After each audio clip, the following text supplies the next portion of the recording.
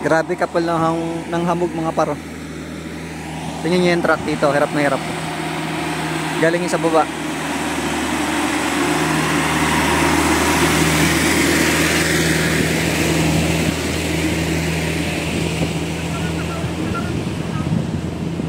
Wow, para akong nasa langit mga par.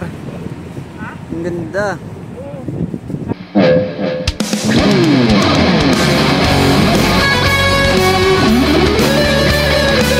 Pasensya na kayo, wala tayong masyadong upload na videos. Medyo naging busy tayo nitong mga nagdaang araw. So ngayon papunta tayo ng yung bagong highest point. Pupuntahan natin sa Benguet. Tapos daan din tayong Baguio.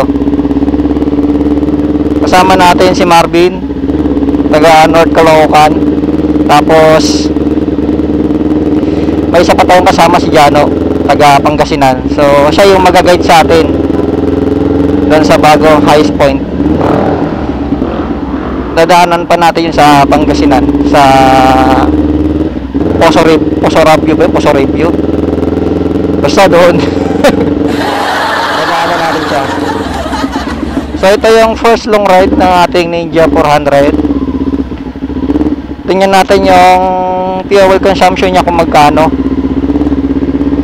aabutin. So yan, kung nakikita niyo tong ko ngayon, ano na siya, wala na siyang gasolina.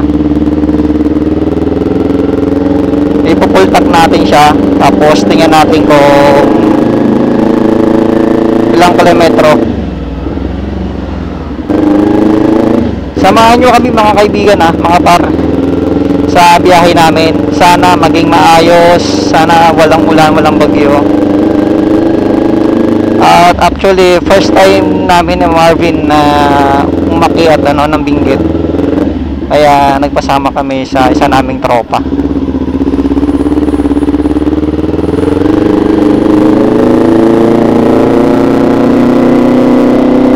Para sure tayo sa mga dadaanan natin, kasi yung sa tropa namin na si Jano babalik-balik na doon so siya yung mas nakakaalam ng mga tamang dadaanan natin.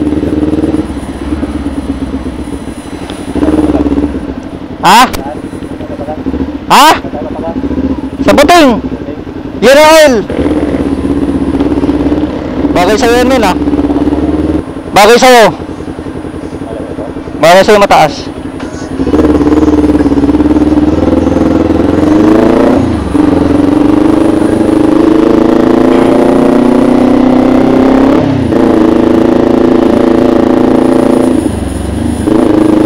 So yan ang kasama natin, si Marvin mga par.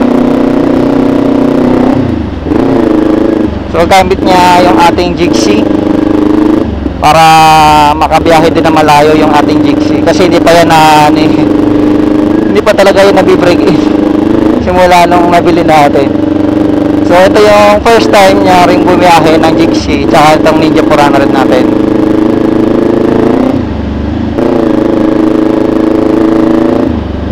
Tingnan natin kung kakayanin ba ng Jigsaw kasi itong Jigsaw is wala itong radiator, wala siyang coolant. Kaya siya air cooled, unlike sa ibang mga motor. Tsaka nitong Ninja 400 meron siyang coolant tsaka radiator.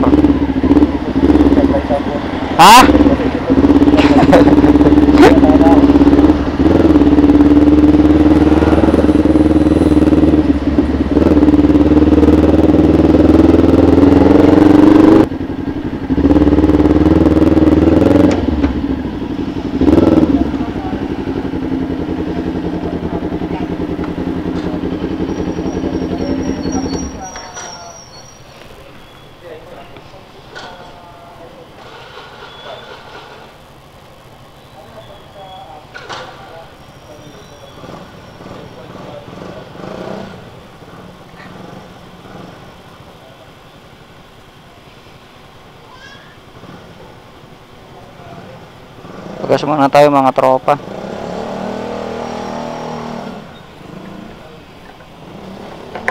A few moments later.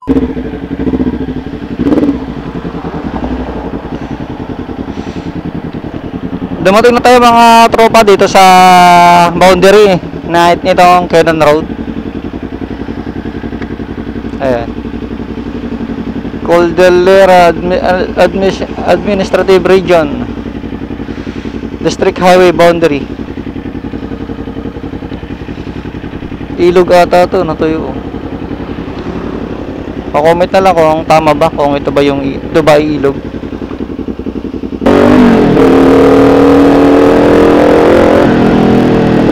Ito pala yung Cannon Road, no? First time kong dumaan dito.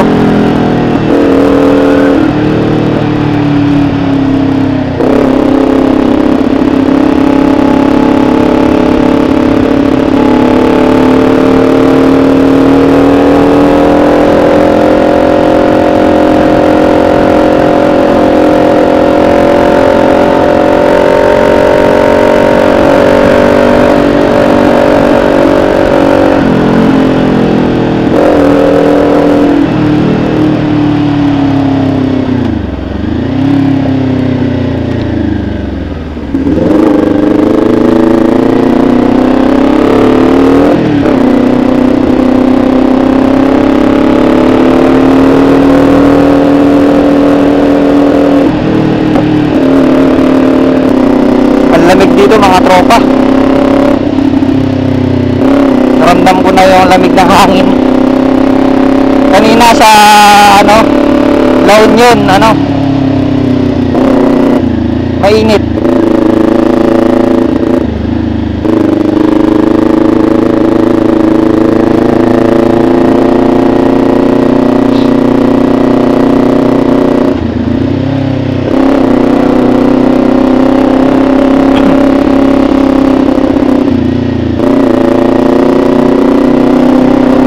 Ano tinuturo niya? Pulse. Ang ganda, oh. May pulse pala dyan.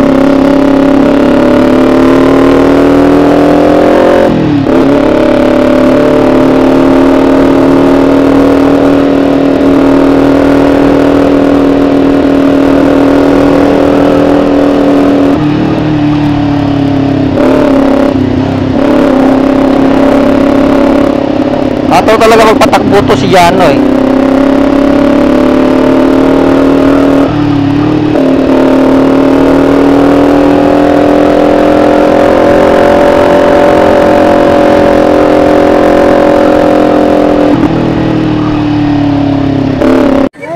Well, mga tropa, dumating na tayo dito sa ay, iwan yung bike ko dun.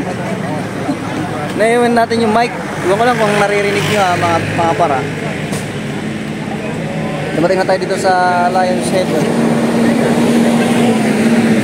Tinikman namin tong strawberry na taho dito. Masarap.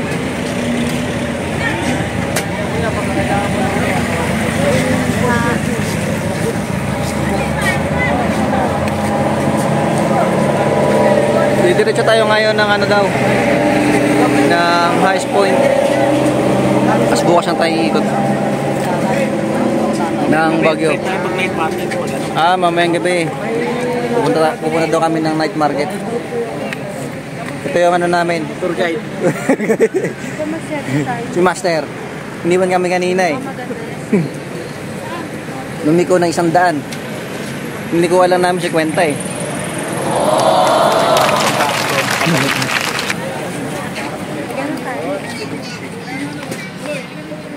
Ayan o, yung anong tawag yung putas na yan? Long John. 30 lang na lahat yung kilo sa tao. Yan, video yan. Kakain muna kami mga par dito sa lamampos namin ng Baguio, eh. Anong lugar na to? Hindi namin alam anong lugar to, eh. Bahala na si Batman. Basta may daan, diretso lang yan. Manaw River. Kakain muna kami rito. Kasi maganda yung view rito, eh.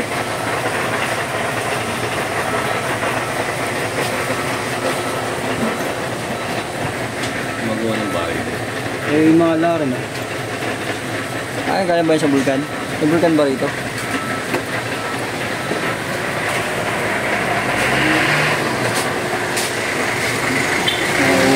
bayan pala rin hindi.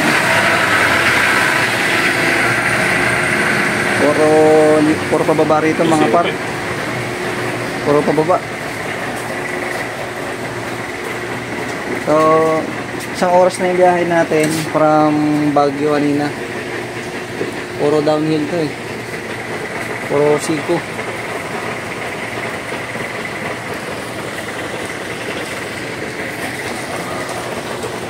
Yan yung mga motor namin.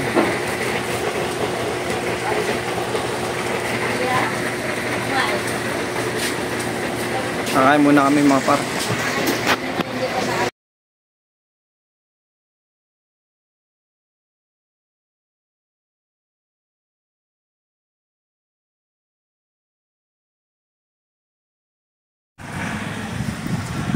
Ganito yung daanan namin dito mga par. Dalawa pala yung daanan papunta dito sa bagong highest point. Yung isa doon sa La Trinidad. Pero yung dinaanan namin dito sa bila. Hindi kami dumaan ng La Trinidad.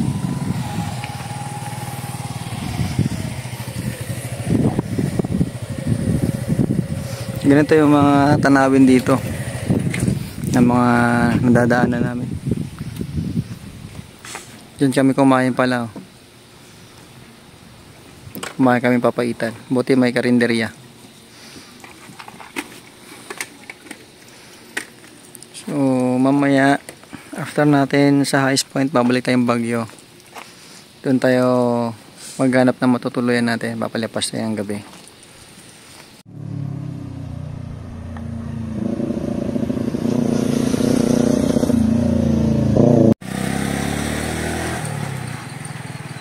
Nasa ano tayo mga par? Nasa Ambuklaw Dam daw ito. Isa sa mga pinupuntahan at dinarayong dam.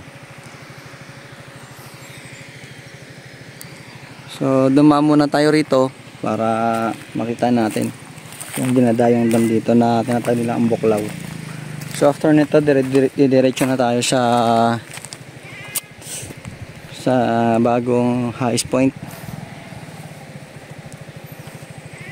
Mahaba pala yung biyahe natin at nalobat yung action cam natin. Hindi natin nakuhaan ng video yung mga kalsada na dinaanan natin.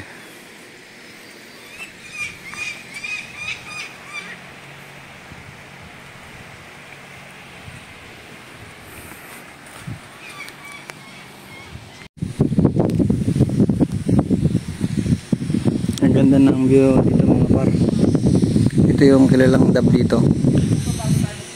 Kinukuhaan pala ito ng kuryente nila rito ng mga taga Baguio. Isa sa mga pinanggagalingan ng kanilang kuryente. Ito. Ambuklaw Dam. Ang galing. Ganda.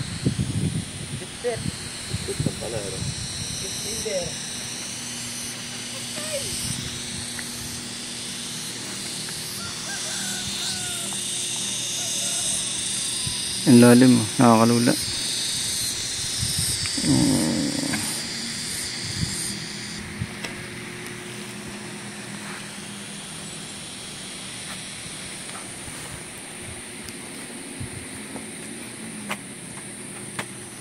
Ayun yung kuryente. Oh.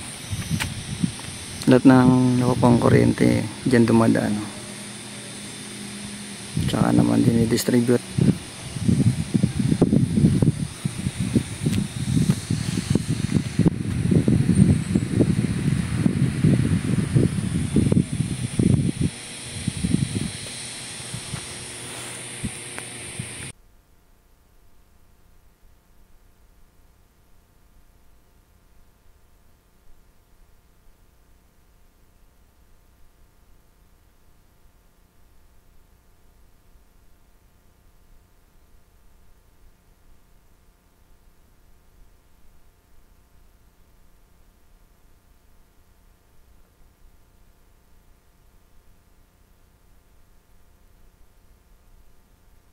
A few moments later.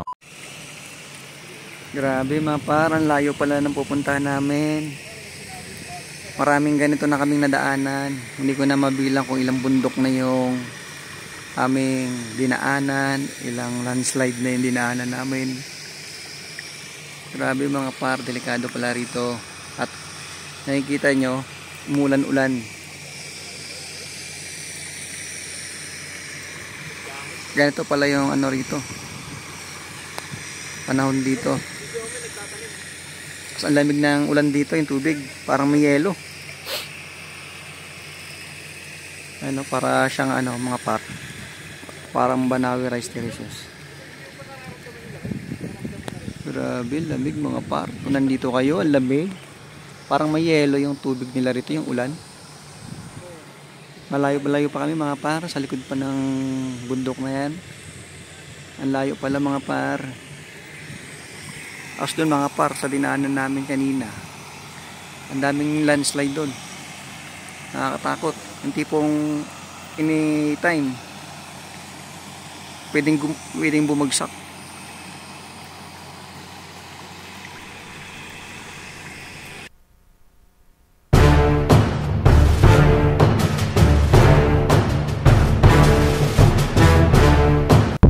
Yun mga par, dito na tayo. Putangin na, ang hirap ng biyahe pala rito. Alam sa sakit.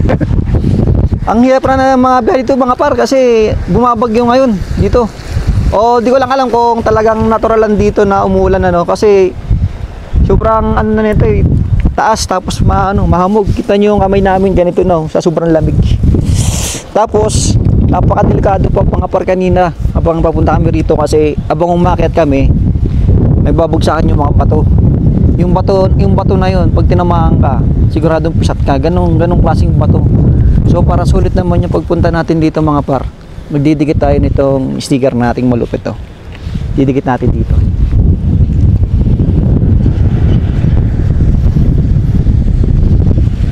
Medyo tumagal yung biyahe natin par kasi ang maulan ngayon. So pag pumunta kayo dito mga par, tingnan nyo lang to Yan yung sticker natin Sticker natin yan mga par. Hindi masisira, waterproof yan eh. Ito nasira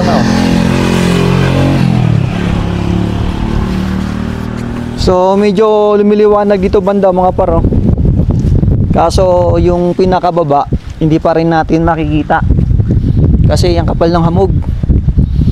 Umuulan kasi sa ibang ibang parte. Tapos isa ito sa mga magandang rito mga par na pinupuntahan din. Kala mo diyan nakatira yung mga Encantadia.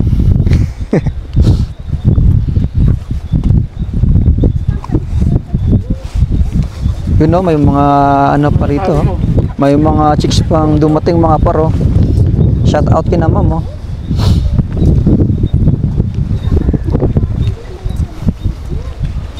Ito, Mount Pulag na to. So sayang mga par, di natin natin makita. Natin makita yung tanawin. Kasi makapal yung hamog. So mamaya dadaanan namin yung pangalawang pinakamataas. Dati siya yung number 1 na highest point So ito na kasi yung bago. Mamaya dadaanan namin yung dating highest point sa Atok.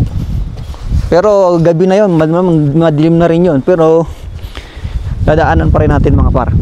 Pasilip natin yung kung gaano kapagi rito. Ay grabe, kapal ng hamog Tingnan mo dito. Ganyan sea of clouds. Kala mo dagat Nakakita nyo ba mga par? Kapal ng Mataas na kami ngayon sa ulap. Ang kapal ng ulap.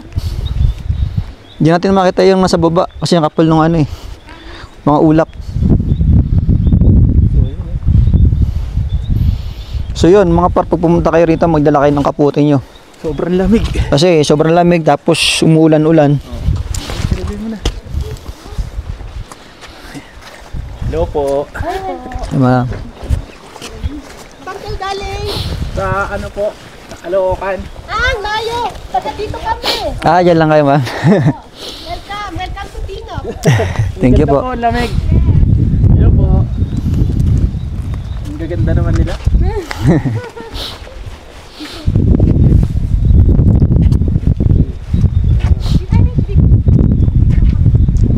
lumiliwanag na dun.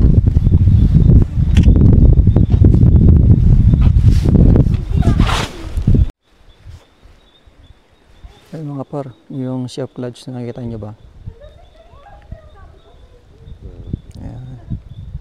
Mas mataas pa tayo sa bundok na yun.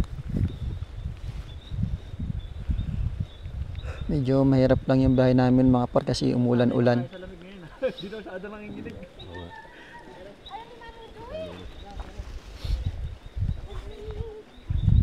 Taga dito lang pala sila ma'am. Parang ano, parang di sila taga rito. United pa sila sa atin. Ayan mga par, at kahit pa paano narating din namin tong lugar na ito. Another achievement na naman mga par na ating napuntahan.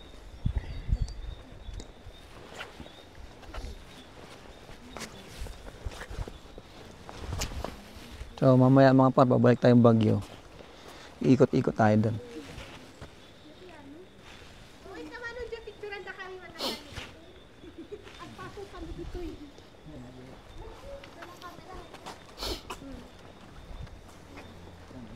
So ito yung anong parang yung palatandaan. Nakalagay, welcome new highest elevation of the Philippine highway system.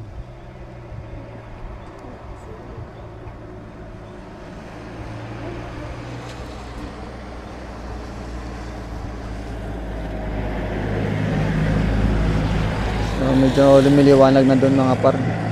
Kanina paakit kami, grabe lakas ng ulan. Tapos nababagsakan yung mga bato. So medyo scary.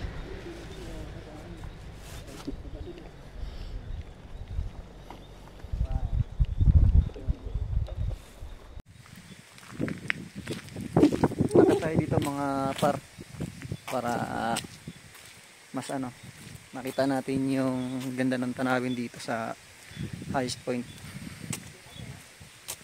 Medyo lumiwanag na eh. Naawa ata sa atin.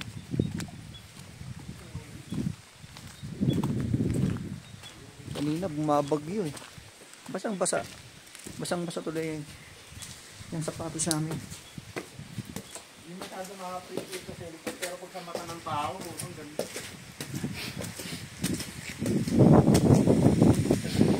Ayun oh, ang ganda pala mga par. Ang ganda oh.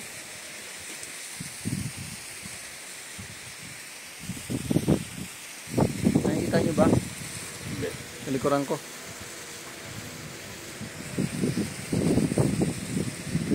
So doon muna kami nagpag sa gilid. Sana makakalipa.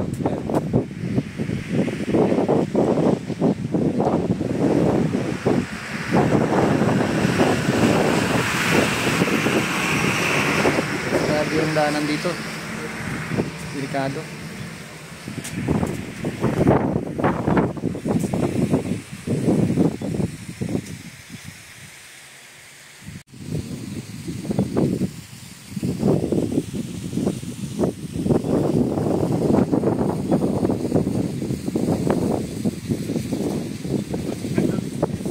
Ang ganda.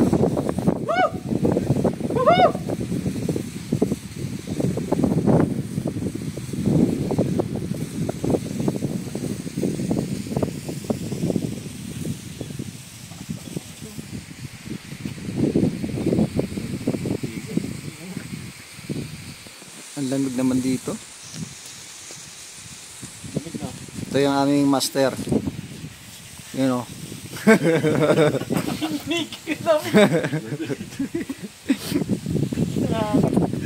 Sobrang lamig dito. Tignan. Yung patak ng ulan dito, kala mo yellow eh. Sa lamig eh.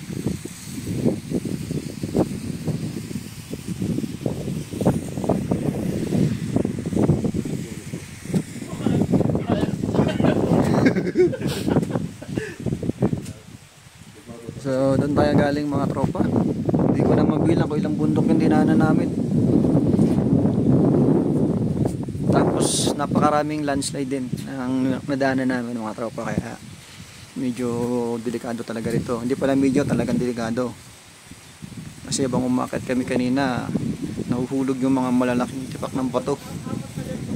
Pag tinamaan ka, sigurado pisat ka. So sa awa ng Diyos, wala namang natamaan sa amin. Wala rin kaming nadaan ng disgrasya.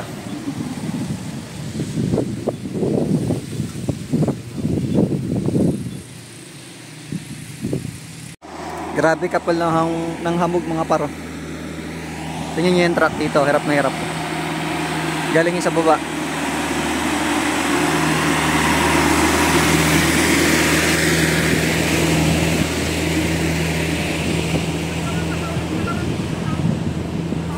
Wow, para ako nasa langit mga par. Ang ganda.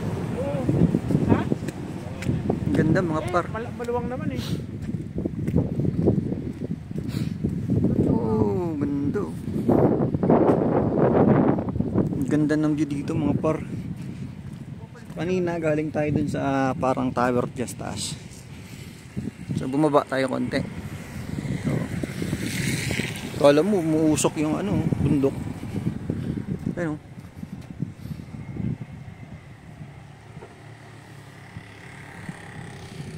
Yung kalsada pababa, bulusok yan mga par. Kailangan maayos yung preno mo.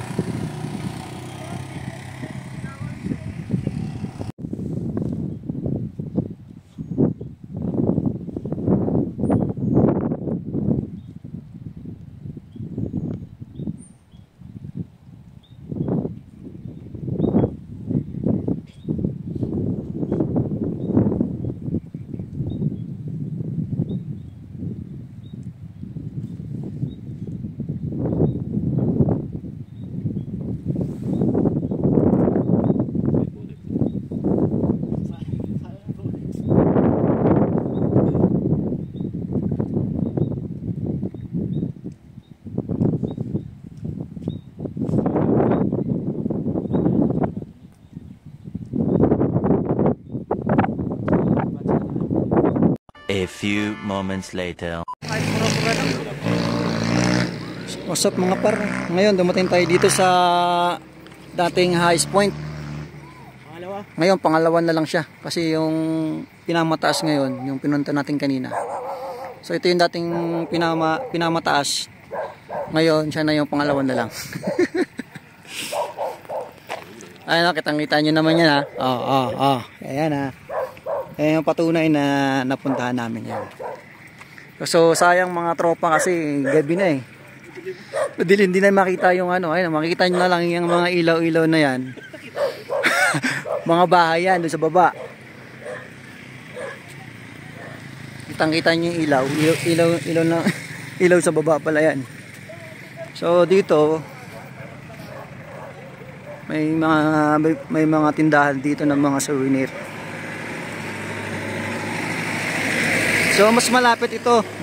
Itong dating highest point kumpara sa pinunta natin kanina na malayo.